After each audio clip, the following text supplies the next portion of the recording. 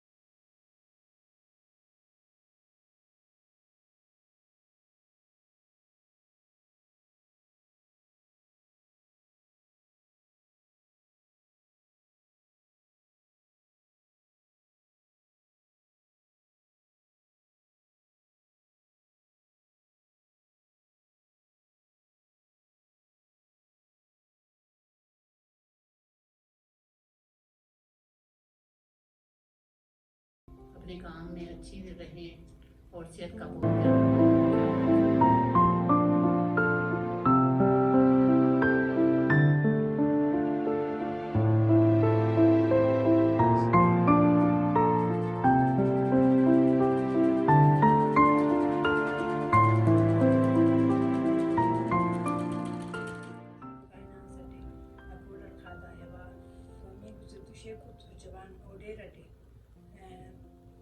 Shitulo taltashku tusheku kani ikila unique bedding center to order to do jawaja min hali bishal order chichan ke hala na apni yani wo na pe mutabik to jawab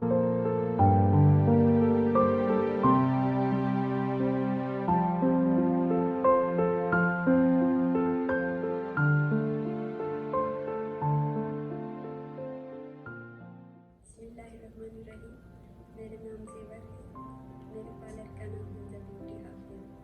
तो मैं इस line में 2006 से हूँ।